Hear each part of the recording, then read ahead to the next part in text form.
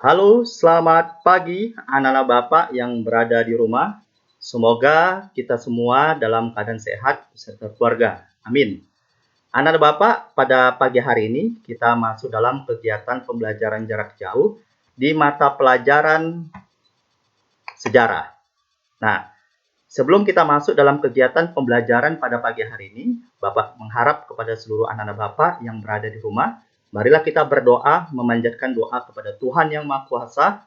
Semoga kegiatan kita pada pagi hari ini berjalan dengan baik dan lancar.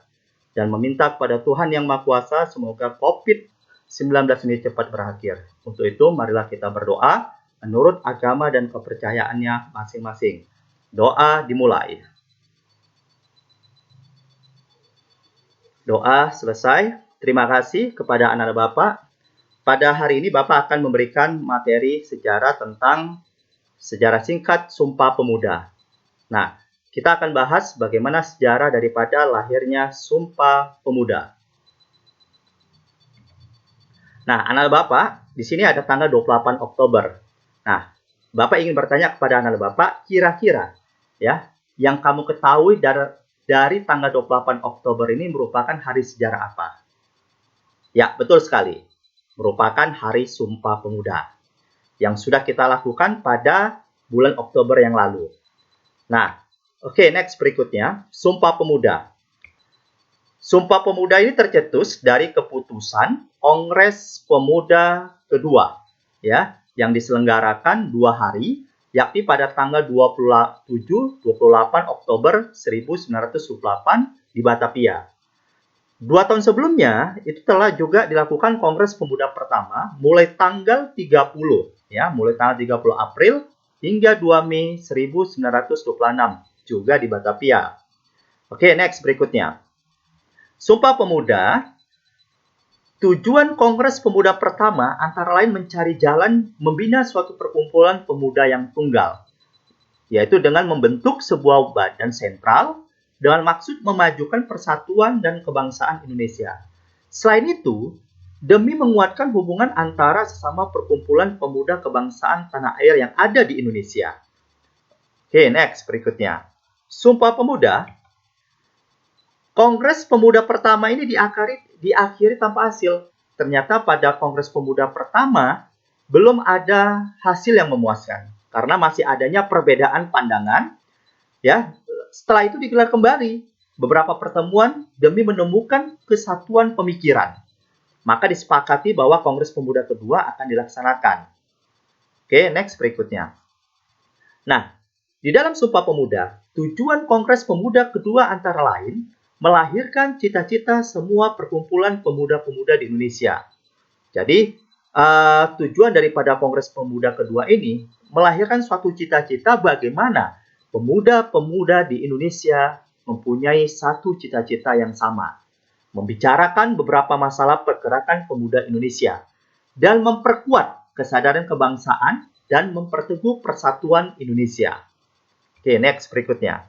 Nah, ternyata di dalam Kongres Pemuda kedua, ya, itu diikuti beberapa peserta.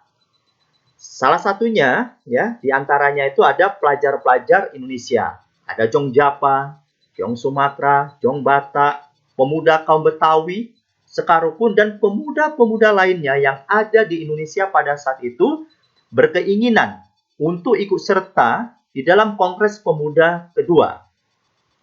Oke, next berikutnya. Anak-anak Bapak sekalian, ya, Bapak melihat di sekolah kita ini banyak keturunan orang-orang Tionghoa.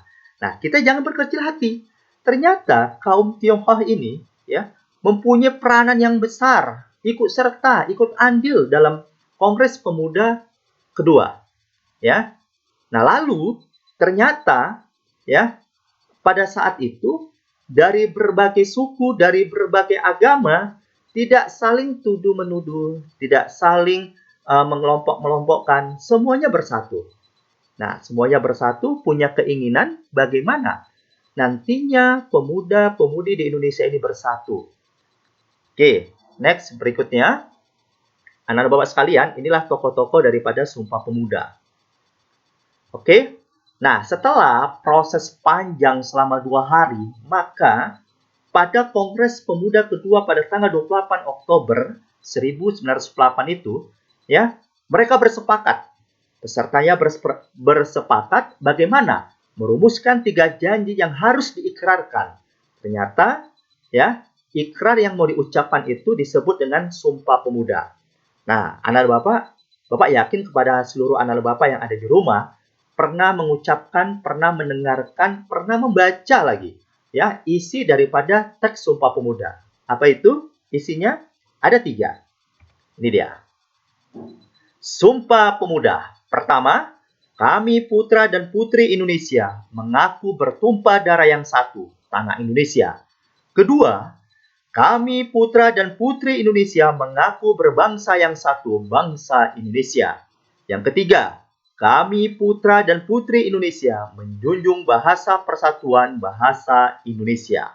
Itulah isi daripada teks Sumpah Pemuda. Oke, next berikutnya.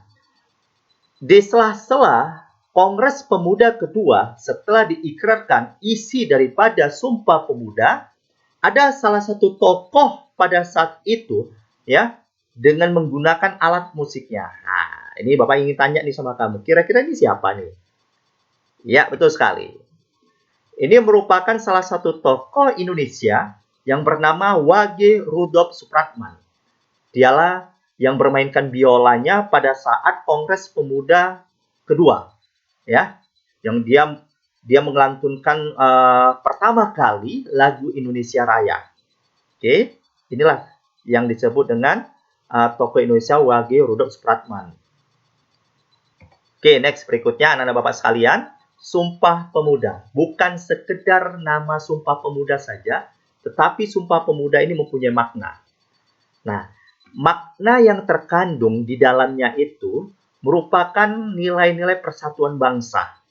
Sumpah Pemuda membuktikan perbedaan yang dimiliki bangsa Indonesia ternyata dapat disatukan sebagai wujud Bhinneka Tunggal Ika yang berarti berbeda-beda tetapi tetap satu. Dan kita bangga, ya, dan Bapak pun bangga mengajar di SMA Budi Utomo, di mana di SMA Budi Utomo ini merupakan orang-orang yang mempunyai perbedaan suku, agama, ras, golongan, yang semuanya itu tidak berpecah belah, semuanya menjadi satu. Inilah yang harus kita pertahankan ya di tanah air Indonesia. Baik anak-anak Bapak sekalian, itulah materi yang harus Bapak sampaikan kepada kamu ya di mata pelajaran sejarah. Mudah-mudahan materi yang Bapak sampaikan ini bermanfaat bagi kita semua. Tetap semangat, tetap mengikuti pembelajaran jarak jauh, tetap menjaga kesehatan selama COVID-19 ini. Oke, Bapak ucapkan terima kasih dan Bapak sudahi. Selamat pagi semuanya. Sampai ketemu kembali.